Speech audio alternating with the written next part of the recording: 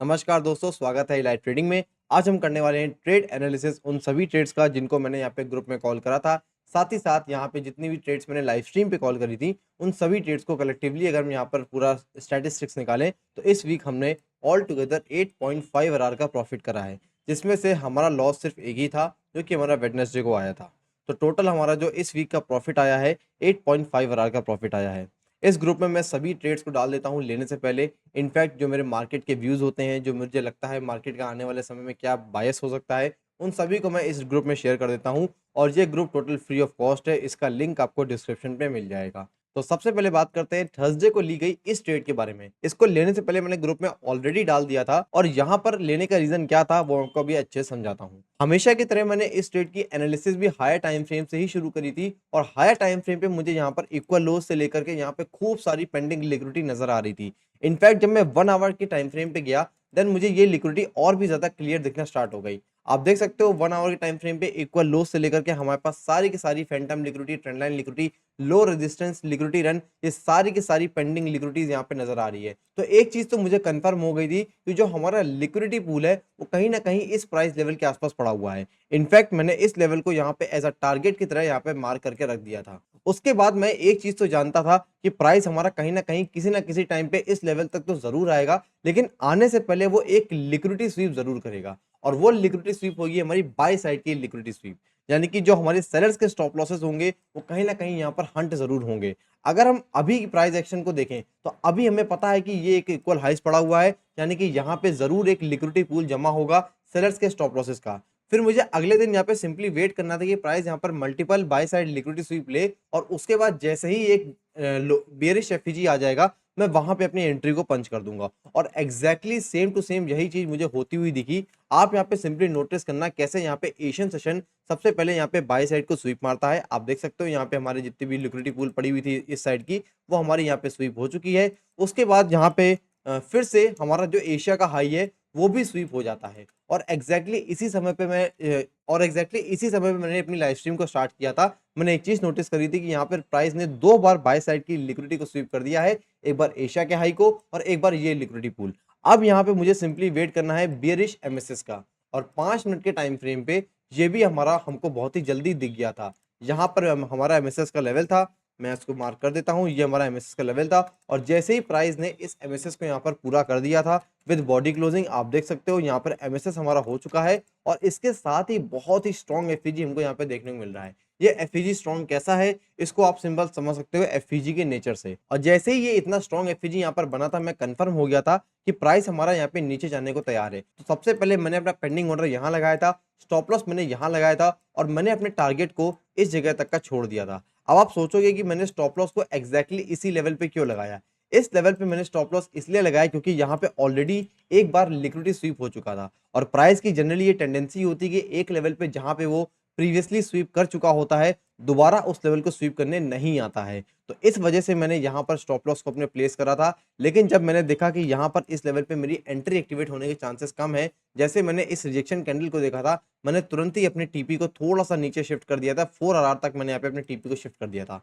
फिर क्या, फिर मेरी यहाँ पे एंट्री कंफर्म हो गई थी, मैंने ग्रुप में इस बात की कॉल दे दी थी। और आप देख सकते हो कितना ब्यूटीफुली हमको यहाँ पर हमारा टारगेट मिलता हुआ दिख गया। अगर मुझे पता होता कि उस दिन मार्केट कुछ क्रैश करने वाली है due to some Japanese currency issue, तो मैं यहाँ पे आराम से इस ट्रेड को पूरा 1:20 आर तक होल्ड कर सकता था। आप देख सकते हो कैसे हमको 20 आर तक का प्रॉफिट मिला है। बट मेरी थोड़ी किस्मत खराब थी, मैंने सिर्फ 4 आर तक का प्रॉफिट लिया था। ठीक है, तो एक ट्रेड हमारी यूएसडी सीएचएफ में ये थी। उसके बाद मैंने दूसरी ट्रेड ली थी यहाँ पे एग्जैक्टली इस जगह लंदन सेशन में ली थी। इसको भी मैं भी आपको समझाने वाला हूँ कि मैंने यहाँ पर ट्रेड क्यों ली थी। तो फ्राइडे वाली ट्रेड की एनालिसिस की शुरुआत भी मैंने हायर टाइम फ्रेम से ही करी थी। इनफैक्ट जब मैं डेली टाइम फ्रेम पे गया था मैंने एक चीज नोटिस करी थी कि प्राइस ने बहुत ही मैसिवली यहाँ पर एक बियरिश कैंडल दी हुई है। इनफैक्ट उस दिन मैंने एक और चीज नोटिस करी थी कि यूएसडी सीएचएफ के साथ ही जो कोरिलेटेड पेयर होता है जिसको हम डीएक्सवाई पेयर बोलते हैं, इस पेयर में भी पिछले दिन हमारी प्राइस ने एक इनगल्फिंग कैंडल दी थी बियरिश की। तो ये चीज तो कंफर्म हो गई थी कि आने वाला फ्राइडे वाला दिन भी हमारा नेगेटिव आने वाला है। तो इसी की वजह से मैंने यहाँ पर अपने बायस को नेगेटिव बायस यहाँ पर सोच रखे थे। और नेगेटिव बायस अगर मैंने सोच रखे थे तो 4 आवर में बस मेरा एक ही कंफर्मेशन था कि प्राइस किसी भी तरीके से इस बियरिश पीओआई पे यहाँ पे एक एमएसएस कर दे और उस एमएसएस से पहले प्राइस यहाँ पे एक लिक्विडिटी स्वीप कर दे।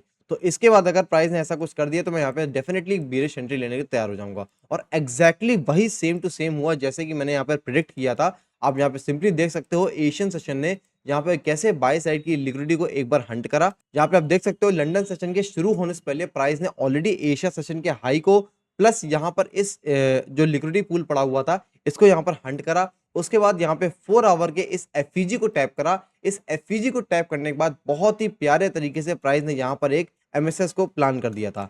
अब क्योंकि ये एमएसएस बहुत ही बड़ा था, सबसे पहली जो मेरी एंट्री थी यहाँ पर वो यूरो यूएसडी में थी। आप देख सकते हो मैंने ग्रुप में 2 एंट्रीज डाली थी, तो मैंने इसी लेवल से यहाँ पे एंट्री को डालना सही समझा था। और ये मेरी एंट्री थी, ये मेरा स्टॉप लॉस था और मेरे को टोटल 1:3 आरआर का प्रॉफिट चाहिए था। और मैंने यहाँ पर 3 आरआर का प्रॉफिट क्यों लिया, इसका रीजन बहुत सिंपल था, क्योंकि यहाँ पे ही हमारे पास लिक्विडिटी पूल थी जो कि टारगेट होने के लिए रेडी थी। सॉरी, ये नहीं था हमारा टारगेट, ये हमारा टारगेट था। तो ये हमारा टारगेट था जहां तक हमको एग्जैक्टली 1:3 आरआर की ट्रेड मिल रही थी। मेरा स्टॉप लॉस इसी लेवल पे इसलिए था क्योंकि यहाँ पे प्राइस ने ऑलरेडी एक स्वीप मारा हुआ है, तो यहाँ पे प्राइस दोबारा से इसको चला जाए स्वीप करके, इसके चांसेस बहुत कम थे।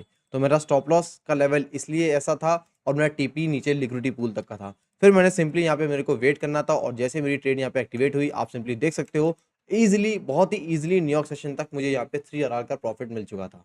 सेम इसी फंडे के साथ मैंने लाइव स्ट्रीम पे भी यूरो यूएसडी की ट्रेड डाली हुई थी। मैंने ग्रुप पे भी इवन तो यूरो यूएसडी की ट्रेड को कॉल करा हुआ था और यहाँ पे ये ट्रेड हमारी ऑल टुगेदर 5 आरआर तक गई थी। आप सिंपली देख सकते हो यहाँ पे टोटल 5 आरआर तक ये ट्रेड गई हुई थी। मैंने इस ट्रेड का टीपी को ट्रेल करने के लिए इसलिए नहीं कहा था क्योंकि मैं वहाँ पे चार्ट्स में उस समय अवेलेबल नहीं था, वरना मेरे को ये लिक्विडिटी पूल डेफिनेटली पता था ये हंट होने आएगा और एग्जैक्टली ये लिक्विडिटी पूल हंट होने गया भी था। इसके अलावा अगर हम बात करें तो मैंने गोल्ड की ट्रेड भी ली थी, जो कि आप सिंपली देख सकते हैं यहाँ पे मिस हो चुकी है। अब इसको लेने के पीछे का रीज़न क्या था? इसको लेने का पीछे का रीज़न बहुत ही सिंपल था।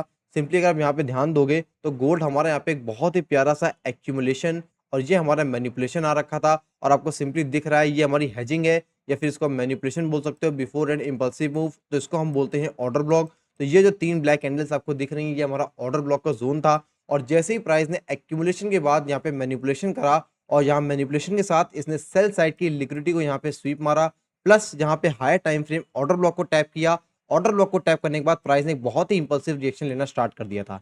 लेकिन जब मैंने यहाँ पे एंट्री कॉल करी थी 5 मिनट के टाइम फ्रेम पे, तब यहाँ पे मैं थोड़ा सा लालची हो गया था, मुझे बहुत ही शॉर्ट में एंट्री चाहिए थी। इनफैक्ट जहाँ पे मेरा एमएसएस हुआ था मैं चाह रहा था कि इस एफईजी पे रिट्रेसमेंट आ जाए और जैसे मुझे देखा प्राइस यहाँ पे रिट्रेसमेंट कर रहा था तो मैं यहाँ पे लालच में आकर के इसको और थोड़ा डिस्काउंट पे लेने की कोशिश करने लगा, जिस वजह से मेरी एंट्री छूट गई। आप देख सकते हो बहुत ही ईजिली मेरे को यहाँ पे 3 आरआर का टारगेट मिल जाता और अगर मेरे को यहाँ पे एंट्री एक्टिवेट हो जाती मैं डेफिनेटली यहाँ तक के अपने टारगेट को ट्रेल कर लेता, तो ये मुझे एक और 5 आरआर की ट्रेड आराम से मिल जाती। बट नो इश्यूज, यहाँ पे हमारी ट्रेड मिस हो गई है, कोई बहुत बड़ी बात नहीं है, यहाँ पे ट्रेड्स मिस होती रहती हैं। मेन चीज़ क्या है कि मैं at the end of the week यहाँ पे प्रॉफिटेबल रहा हूँ।